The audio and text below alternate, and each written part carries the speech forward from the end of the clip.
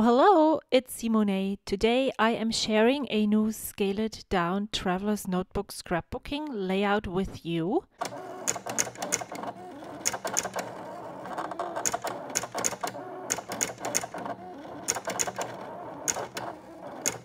And yes, you heard and saw right, we are using cut files for the next two videos in this series.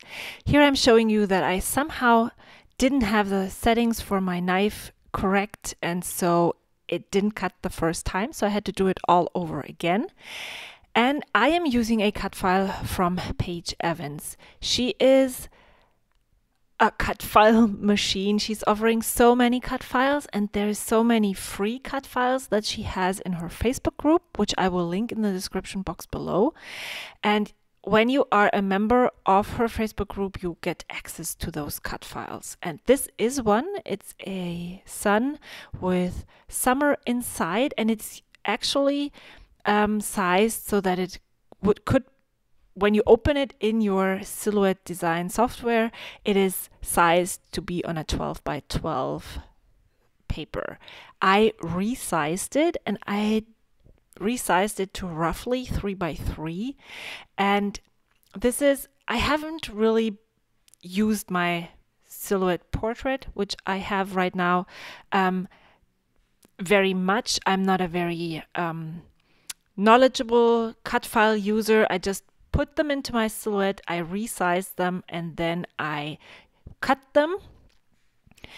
So I don't know much about the way cut files are designed and what makes them good or bad quality. I just know that I had other cut files before that I resized for my portrait, and some of them are then way too flimsy and don't cut as well as if they were the larger size. So that is something that I definitely want to recommend to you if you are wanting to resize and make them smaller.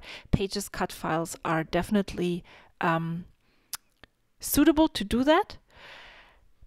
And now wait for the moment of glue explosion. So it is stuck, and instead of using a needle and getting it all off, what am I doing? I'm squeezing the bottle until the whole glue spills out all over my page.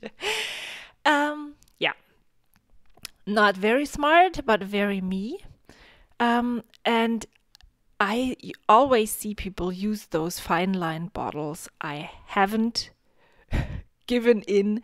I'm still using this bottle. I think I got it in the beginning of 2017 and it's still not empty, so why change a running system, right? But for this tiny flimsy cut file, that was too big, so I just pulled out a needle that I usually use to sew my traveler's notebooks, and use that to apply the glue. It works, and the only thing I have to do is take off the excess glue when it's dry, and then I can reuse the needle for sewing. So that's okay. No big deal. But yeah, the letters that are inside the sun that spell summer or read summer are very tiny, and it's actually the outline, and there is one tiny piece, the inside of the R, left that I need to add in. And what I'm using here is the leftover pieces from the R to use as a template so that I know where I have to place the inside of the R. When you see a close-up picture at the end, it will make sense. But yeah, so I used this inside R as a template, then I laid down my R inside, and then now I'm just adding even more glue.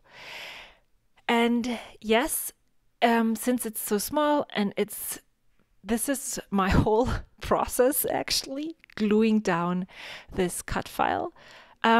I have just recently found out that you could make paper unsticky when you use this I saw this at a crop that I went to recently.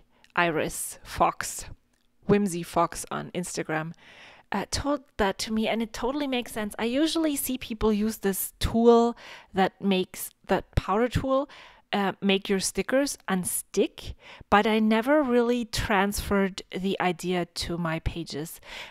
When I use glue and sometimes it spills out, it's still sticky sometimes. And especially in traveler's notebooks, the pages stick together then. And that annoys me to no end. And well,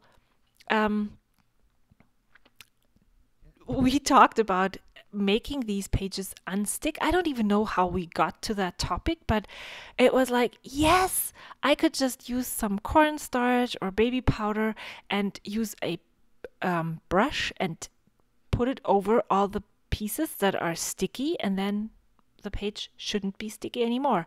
I definitely need to try that out before I'm going to film a flip through of this traveler's notebook. I don't know why this is evolving in that way, but I'm going very minimal in embellishing my traveler's notebook spreads. And I'm trying, I'm always overanalyzing and overthinking things, but I'm telling you the reason why I think this happens. It's faster. You don't need that very many embellishments when you have such a small canvas to work with. And it's kind of not needed for my memory keeping at this point. I love the simplicity of these spreads and the words that I add give it meaning. It's not the art that I add that gives it meaning. It's the words, or I'm trying for the words to be the most meaningful